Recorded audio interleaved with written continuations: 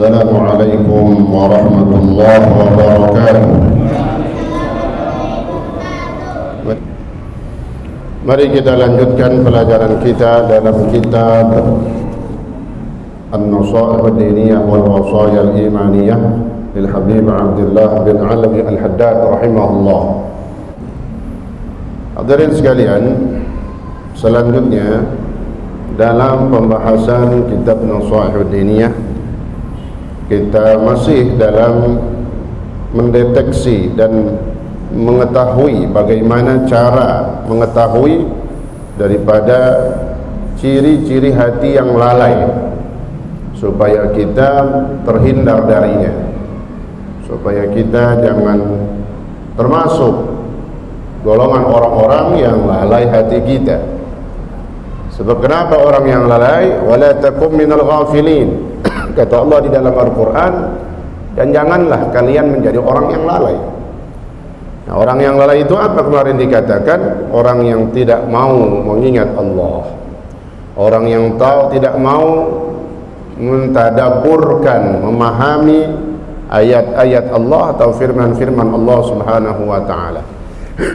Juga orang lalai, ghaflah, adalah orang yang tidak mau mempelajari hadis-hadis Rasulullah sallallahu alaihi wasallam.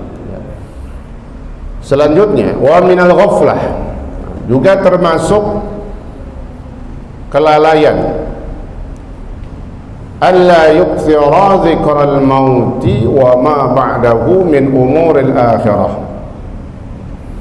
Termasuk orang itu dikatakan lalai adalah alla yukthir, orang itu tidak mau memperbanyak, alla yukthir, tidak mau memperbanyak mengingat kematian, alla yukthira dzikral maut wa ma ba'dahu min umuril akhirah, dan apa-apa saja yang berkaitan dengan urusan-urusan akhirat. Jadi yang pertama, orang yang nggak mau banyak mengingat mati, itu ciri orang yang lalai. Sedangkan kata Rasulullah SAW, urusan mati, karena kita bakal mati, harus kita pikirin. Sampai Nabi sebut di dalam hadis, aktsiru dzikra hadzimil ladzat, perbanyak oleh kalian mengingat kematian. Jadi ngerjain segala sesuatu itu kedasarnya ingat mati. Kita ngaji karena kita ingat mati, takut udah mati, keburu mati, belum sempat ngaji, ya. Takut kita berbuat baik, beramal soleh, udah keburu mati. Nah, maka pentingnya banyak mengingat mati, kata Rasulullah SAW, aktsiru dzikra hadzimil ladzat fa innahu tudzakirukumul akhirah. Karena orang mengingat mati itu diantaranya ya akan mengingatkan dia akan akhirat, ya.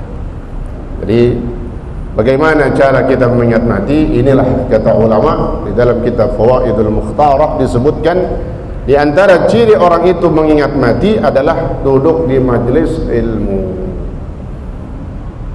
Duduk di majelis ilmu, karena dia kan harus ibadah.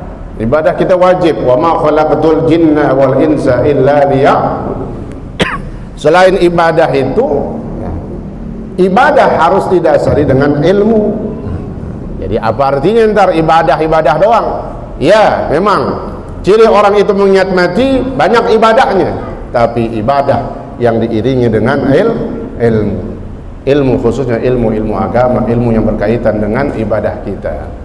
Kita diperintahkan sholat, kita belajar ilmu tentang sholat. Itu yang sudah dirumuskan oleh ulama di dalam kitab-kitab fikih. Ya, bagaimana cara-cara sholat kita, ya, apa arti sholat itu sendiri, bagaimana syarat sah sholat, kemudian rukun-rukun sholat, juga perkara yang membatalkan sholat, juga perkara yang dimakruhkan sholat, ya, yang dimakruhkan dilakukan ketika di dalam sholat, dan semua apa yang berkaitan dengan ibadah-ibadah kita. Bukan sholat aja, karena sholat itu merupakan as-sholatu imaduddin, tiangnya agama. tapi juga kita harus peduli kepada saudara-saudara kita, tetangga kita, orang yang kita hidup dengan mereka. Maknanya hakul adami, kepada manusia kita juga harus peduli. Sampai dalam masalah bertetangga, Nabi itu banyak mengeluarkan hadisnya. Bahkan beliau dikatakan katanya satu hari sahabat keluar melihat di depan pintu masjid Nabi lagi ngobrol sama orang.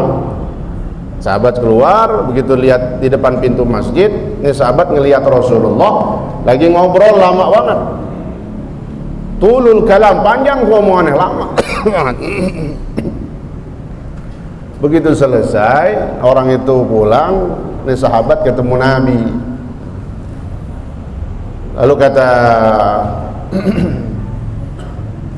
Rasulullah SAW, ya, ada apa wahai sahabatku? Ya Rasulullah, siapa tadi itu yang engkau berbicara begitu lama dengan dia? Kata Nabi, kau lihat dia tadi?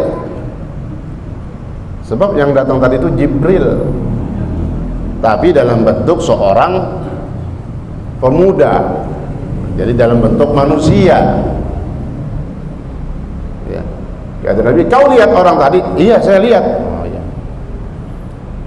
Kata Rasulullah SAW, seandainya, nah, jadi engkau bertanya kepada dia siapa dia, pasti engkau akan kabur. Bagus kau nggak nanya, sekedar tahu doang tuh ada orang. Kalau ditanya siapa ente, dia jawab Jibril, kabur gitu. Maka kata Rasulullah, mazala Jibril yusini bil jar. Nah itu dia sebab-sebabnya turun atau berlakunya hadis tentang tetangga. Kata Nabi, mazala Jibril yusini bil jar hatta dhanantu annahu sayuwarrithuhu. Jibril senantiasa turun dan berpesan kepadaku, berwasiat. Wasiatnya apa? Wasiat supaya jaga tetangga, hubungan bertetangga itu hati-hati, ya, nggak boleh sembarangan, nggak boleh kita mengabaikan, nggak boleh menyepelekan, ya. Sampai kata Nabi, aku menyangka, hatta dhanantu annahu sayuwarrithuhu. Saking seringnya Jibril mesenin tentang tetangga, maka aku menyangka, hampir saja aku menyangka tetangga ini menjadi anggota keluargaku yang akan berhak menerima warisanku, ya. Sampai begitu, ya. Saking pentingnya kita memikirkan urusan kepada manusia. Nah, karena tetangga gimana sih? Karena kita hidup dengan mereka, keseharian kita minta tolong, yang pertama nolongin siapa? Tetangga, ya. Orang yang jauh, jamaah kita yang jauh nggak bisa nolongin langsung. Saudara kita yang jauh nggak bisa langsung, tetangga, ya. Kayak penting banget, ya, melakukan itu semua dalam rangka kita mengingat kematian. Sebab orang kadang kalau urusan bertetangga, maaf kadang bawaannya sok jago, kau tahu sok jago, kalah ayam jago, ya, jagoan dia, jangan. Kalau bisa kita ngalah, ya, itu. Kalau dulu mungkin kita belum ngerti, zaman jahiliyah. Nah, sekarang kita duduk majelis ilmu, dilembutkan hati kita, ya. Dia mau berlaku apa silahkan, kita udah kasih tahu, nasihatin. Yang penting jangan kita melawan ataupun justru membalas dengan perbuatan yang setimpal atau apalagi sampai lebih, jangan, ya. Jadi ciri orang yang lalai itu alla yakthir dzikral maut wa ma ba'dahu min umuril akhirah. Dan orang itu juga nggak mau mengingat yang namanya hal-hal yang berkaitan dengan urusan akhirat. Habis mati apaan sih? Orang begitu meninggal dunia masuk alam barzakh, dia nggak pikirin tuh. Kita orang beriman jangan sampai kagak mikirin tentang itu. Sebab itu dikatakan lalai kalau nggak sampai mikir ke sono. Kita pikirin tuh, takut, ya. Takut apa? Nanti begitu masuk alam barzah, amalan-amalan kita akan menjadi penentu. Amalan-amalan kita akan menjadi teman. Kalau memang amalannya bagus, maka akan menjadi teman yang enak. Tapi sebaliknya, kalau amalannya buruk, jahat, menjadi teman yang sangat menakutkan kita. Ya bukan teman namanya. Sehingga diceritakan di dalam satu hadis, Rasulullah SAW mengatakan, "Idza mata al-'abdul mu'min," apabila orang yang beriman meninggal dunia, kemudian dia dimasukkan ke dalam kuburnya, ke alam barzah, orang beriman, insyaallah termasuk kita di dalamnya ini. Kita mati dalam keadaan beriman, ya. Kata Nabi apa? Ihtawashathu a'maluhu shalihah. Ini pentingnya kita selama di dunia, makanya banyakkan amal ibadah, ikhlas, kemudian yang lain-lainnya, ya. Ketika orang beriman meninggal dunia, maka orang itu akan dikerubutin, didatangi oleh seluruh amal-amal solehnya. Ya. Ini penting banget kita pikirin. Ini namanya satu hadis Nabi, jadi pikiran buat kita, ya Allah. Nah, gimana ntar kalau waktu mati kagak bawa amal solehnya nggak ada, siapa yang nemenin? Ada. Nanti makhluk yang sangat menakutkan, menyeramkan, bentuknya yang sangat menakutkan, hawanya sangat ngeri, bahkan baunya lebih busuk dari bau bangkai. Itu yang nemenin di kubur kita. Kalau kagak ada amal solehnya, kafir misalnya, munafik sampai matinya, a'udzubillah, ya, dalam bentuk al-mujassad atau al-jasad, jasad yang sangat menakutkan dan lebih bau busuk daripada bau bangkai. Bau bangkai aja, bangkai tikus taruh di sini, kita baunya dan enak banget. Ini lebih busuk dari bau bangkai. Ditemenin selama masa penantian di alam barzah dengan makhluk yang seperti itu. Tapi kalau orang soleh, gimana kata Nabi? Orang itu akan didatangi, dikerubutin. Tahu kerubutin? Dikerubutin, ihtawasut, dikerumunin. Kerumunan di sini udah nggak kenal PPKM lagi, udah kerumunin penuh diri kita itu, dikerubutin semua dari anggota tubuh kita. Orang soleh, orang beriman. Kenapa memang dijagain, dijaga? Mereka ini amal soleh kita menjaga kita. Jangan sampai ada malaikat yang mau menyiksanya di alam barzah. Kalau ada malaikatul azab, malaikat penyiksa datang mau menyiksa orang beriman, maka kata Nabi, dijagalah semua arah dari anggota tubuhnya. Yang pertama dari kaki, tak mau ditarik, mau diseret nih kita malaikat azab dari kaki kita. Di situ ada apa ya? Bisa pernah jelasin belum nih? Di situ ada amal soleh kita. Yang paling pertama, yang pondasi, as-salatu imaduddin. Mau masuk, mau nyeret kaki kita, malaikat adab perbodan. Tahu perbodan? Nggak bisa lewat, diblokir. Kenapa? Di situ ada sholatnya. Kata sholatnya, ya malaikatul azab, la sabila lakum alaihi. Malaikat azab, malaikat penyiksa, kau nggak bisa masuk ke hamba ini dari arah sini. Kenapa emang? Ini kaki dulu waktu di dunia, dua kaki ini. Berapa lama kaki ini digunakan untuk menghadap Allah Subhanahu wa ta'ala? Selama hidupnya sholat fardu setiap hari, sholat sunnah ditambahin lagi, yang malam, yang siang, yang zohor, qobliyah, ba'diyah, rawatib, dan yang lain-lainnya. Berapa lama, berapa banyak udah kaki ini menghadap Allah Subhanahu wa ta'ala. Ya bisa lewat perbodan, lewat arah atas. Mana? Kepalanya begitu mau dijambak, rambutnya mau ditarik, kepalanya mau ditarik, di situ ada puasanya. Puasa kita, Pak, Ramadan khususnya ya. Makanya jangan gampang kita membatalkan puasa Ramadan. Dosanya dosa besar dan azabnya jelas. Di dunia kebelangsak, di akhirat disiksa. Contohnya waktu di alam barzakh ini, dari arah kepala malaikat azab mau tarik kepalanya nih, nggak bisa. Kenapa? Ada puasanya. Kata puasanya kepada malaikat azab, wahai malaikat azab, kau nggak bisa lewat sini, la sabila lakum alaihi. Karena apa? Di sini ada anggota tubuh yang waktu di dunia dia gunakan untuk menahannya dari makan dan minum ketika berpuasa. Dari pagi, dari subuh sampai maghrib, dia tahan tuh mulutnya, nggak makan, nggak minum, nggak ngomongin orang dan segala sesuatunya. Matanya dia jaga, kupingnya dia jaga. Jadi puasa yang bagus begitu, bukan sekedar nahan makan dan minum doang.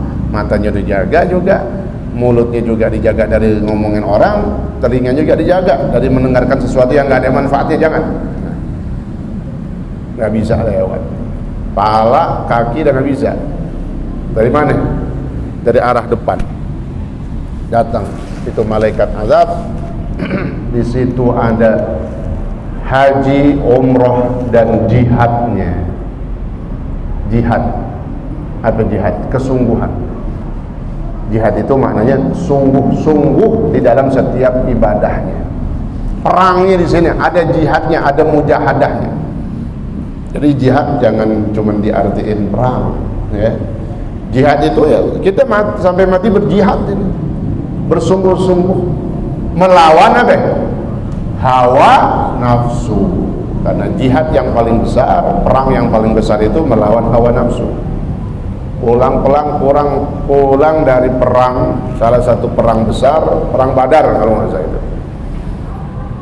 Pulang dari perang Badar, Nabi berkata, sampai di kota Madinah, raja'na minal jihadil asghar ila jihadil akbar. Kata Nabi, wahai para sahabatku, kita baru saja pulang dari perang yang kecil. Perang Badar kayak apa itu? Berkecamuknya luar biasa. Perang Badar bulan Ramadan yang turun 5.000 pasukan malaikat serba putih. Ada yang mengatakan hijau imamahnya, bajunya putih, imamahnya hijau. 5.000 malaikat turun, bukan turun doang, sambil menggel leher orang-orang kafir. Turun tangan juga, perang juga. Kayak begitu besarnya tuh kejadiannya, berkecamuknya, perang dahsyatnya. Nabi katakan itu perang kecil. Kenapa? Kita akan menuju perang yang paling besar. Raja'na minal jihadil asghar ila jihadil akbar, perang yang besar. Apa itu? Jihadun nafas, perang melawan hawa nafsu. Repot ya Pak urusannya hawa nafsu ya. Maka penting kita ngaji kemana aja, lempengin niat kita, tujuan kita ya. Jangan ada tujuan supaya syuhrah, tenar, masyhur, terkenal. Jangan sampai juga bangga disebut namanya. Juga jangan karena ingin dilihat orang si fulan tuh rajin ngaji. Jangan. Ikhlas karena Allah. Ya lurusin karena Allah. Mencari ridha Allah. Dekat dengan ulama, entar ada perintahnya. Dekat dengan ulama disuruh emang. Ya. Kenapa ngaji dekat sama ulama? Disuruh. Ya. Jadi daripada dekat sama tukang mabuk, maksiat, balak turun di situ, mampus kita kena. Ya bukan mati lagi, mampus kita kena. Kenapa? Maksiat semua di situ. Jadi ada jihadnya. Jadi haji, umrah dan jihadnya. Jadi kesungguhan. Ngajinya, berangkatnya perang dulu. Ya. Ada yang bininya ditahan, misalnya begitu. Bang, apa sih ngaji mulu misalnya? Ada kan begitu? Ya. Ada. Ya. Insyaallah di sini nggak ada. Ya, pada bininya pada nurut, mudah-mudahan. Solehah, ya. Tapi begitu sampai di sini, menang perangnya. Sebab kata Allah, innama amwalukum wa auladukum, sungguhnya hartamu, keluargamu, anakmu bisa jadi fitnah, ujian. Ya, ujian, kita harus sabar. Niatnya, ya, jadi jihad kesungguhannya dalam sodakoh, itu perang tuh, keluarin kagak, ya. Bawa kagak duit, perang lagi tuh, bawa aja udah. Ya, apaan kita sekenanya, remote TV dah bawa dah. Begitu kan handphone kan remote, ya, tanggung remote TV sekalian bawa ke masjid. Semuanya perang apa tuh, bersedekah, sholat ke masjid berjamaah, perang juga tuh. Ya.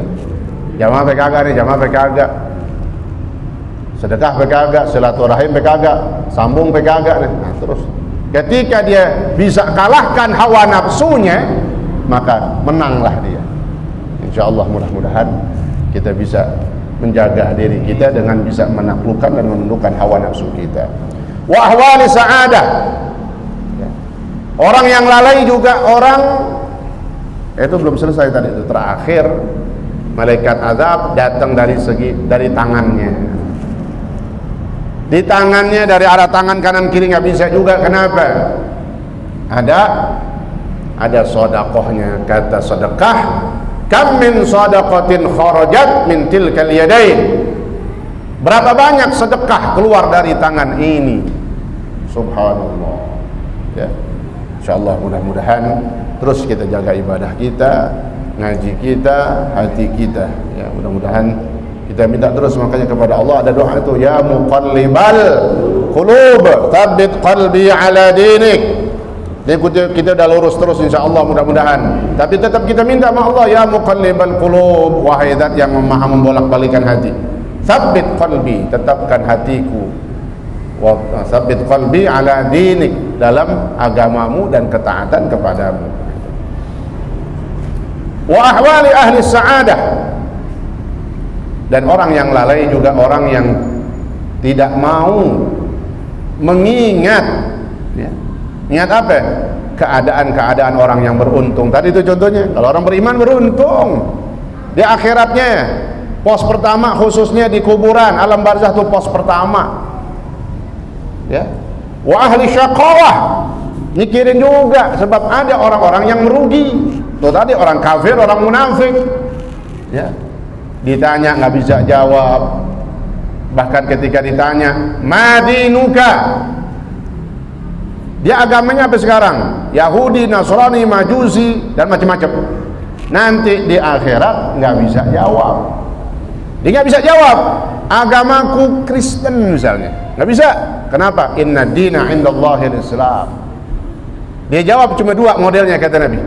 Kalau yang pertama dijawab, ada yang modelnya kagak bisa jawab. Kalau lamean kata mungkar nakir, ya, bendel aja udah. Yang kedua jawab, tapi la adri, dia nggak bisa sebutin namanya besok. Kenapa? Itu agama yang batil, nggak bisa disebut di akhirat. Ya, dia agak sebut agamanya dulu Majusi, nggak bisa. La adri, saya nggak tahu agama saya. Ya udah, ciri udah rugi, sengsara. Nauzubillah min dzalik. Wala yudminu ala al-fikri min dzalik. Dan orang yang lalai, orang yang tidak mau selalu mengingat hal-hal itu, katanya, kematian, setelah kematiannya, di alam barzahnya, keadaan orang yang baik, orang yang beruntung, keadaan yang orang yang merugi. Ibrah-ibrah pelajaran itulah yang menjadi pikiran buat kita. Wa minal ghaflah, nah ini dia, ya, termasuk orang yang lalai adalah orang alla yukthiru mujalasatal ulama billah. Orang yang lalai adalah orang yang tidak mau memperbanyak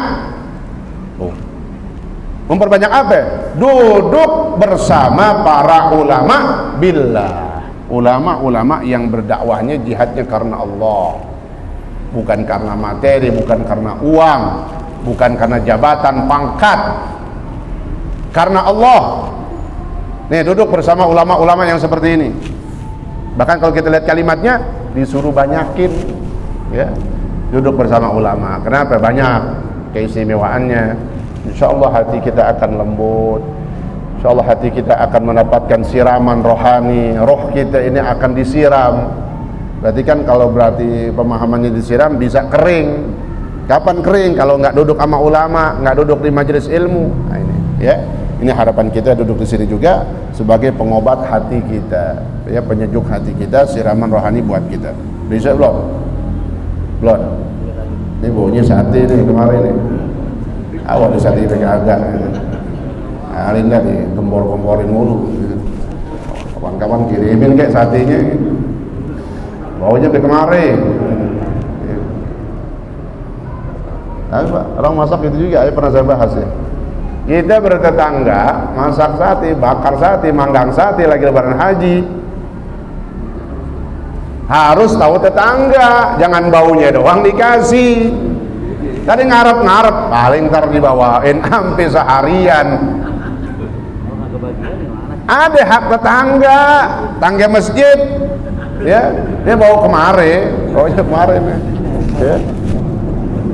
Masak sayur terasi, sambal terasi, ikan asin, gabus, ya, apa lagi, pete. Nah, kayak digoreng, dah papak aja dari pohonnya langsung. Ya, baunya ngambreng banget tuh, sambal terasi. Ikan apa? Ikan cuek.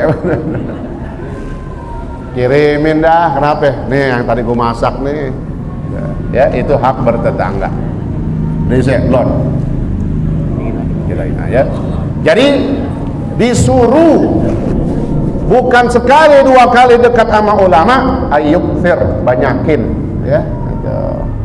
Dari situ dengan dekat ulama kita bisa bertanya urusan-urusan pribadi kita, urusan permasalahan kita, urusan bisnis kita, usaha kita. Ini. Bidini, dekatlah dengan ulama-ulama yang karena Allah dan berjuang di jalan Allah, bukan berjuang di jalan setan, di jalannya hamba dunia, bukan, ya. Al-mudzakirina bi ayyamihi wa alaihi. Ini ulama yang luar biasa yang kita duduk bersama mereka, ulama yang senantiasa mengingatkan hari-hari kita tadi. Pulang dari majelisnya, pulang dari pengajiannya, mengingatkan kita akan Allah, mengingatkan kita akan akhirat, takut kepada kematian, sehingga dengan sebab takut mati kita perbanyak kebaikan-kebaikan kita dan yang lain-lainnya. Wa wa'dihi wa 'ahdihi, dan kita ulama yang selalu, ya, menyampaikan janji-janji Allah. Kalau kita berbuat baik ada janjinya Allah. Wa wa'id, ancaman Allah. Kalau kita berbuat maksiat, dosa, maka ada ancaman dan siksaan Allah. Al-muharridina ala ta'atihi, yang senantiasa, ya, para ulama yang soleh ini yang ikhlas karena Allah, mengajak, menganjurkan untuk taat kepada Allah, wa ala jitinabi maksiatih, dan menjauh dari bermaksiat kepada Allah. Dengan apa? Bi aqwalihim wa af'alihim, dengan ucapan mereka dan pekerjaan mereka. Kita, ucapan kita, perbuatan kita, ucapan yang di situ ada perintah Allah, pekerjaan yang di situ ada perintah Allah. Ucapan yang dilarang jangan kita ucapin, perbuatan yang dilarang jangan kita kerjain, ya. Wa man lam yajidhum fakutubuhum allati sannafuha. Nah, terakhir ini bagus banget nih katanya. Kalau ulama yang paling top itu yang mana? Yang dulu-dulu. Sekarang sih bukan apa-apa ulamanya. Dulu-dulu tuh ulama salafus soleh. Nah, lalu gimana? Kita duduk bersama mereka, Al-Imam Haddad contohnya pengarang kitab ini, Al-Habib Abdullah bin Alwi Al-Haddad, dan banyak ulama-ulama pengarang kitab yang lainnya yang soleh-soleh. Kita nggak bisa hidup bersama mereka. Katanya disuruh duduk. Nih kata Imam Haddad sendiri apa? Wa man lam yajidhum, dan siapa yang tidak mendapati mereka, nggak sezaman dengan mereka para ulama, fakutubuhum allati sannafuha tujzi an mujalasatihim inda faqdihim. Cakep banget katanya. Maka kitab-kitab karangan mereka lah yang kita pelajarin, itu tujzi, mencukupi dalam duduknya kita bersama mereka. Saat ini kita baca Imam Haddad kitabnya, beliau hadir bersama kita. Kita baca Imam Nawawi dalam kitab Arba'in Nawawi, Riyadhus Shalihin dan kitab yang lainnya. Saat itu hadir bersama kita beliau, pengarang kitabnya. Nggak pernah nggak hadir, hadir terus, Pak. Makanya penting kalau baca kitab seorang ulama, guru, dia mau baca kitab, sebutin nama pengarangnya dulu. Saya sering sebutin contohnya tuh. Susun li muallif hadzal kitab, pengarang kitab ini, karena beliau hadir. Adabnya begitu tuh, adab. Nggak wajib, tapi adab, etika. Ini ulama-ulama Jawa baca begini nih, gitu. Kita belajar dulu. Qalal musannif, begitu ya kan? Qalal musannif. Ya.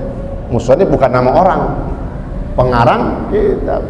Dipakai ini sama Hadramut begitu juga Jarir.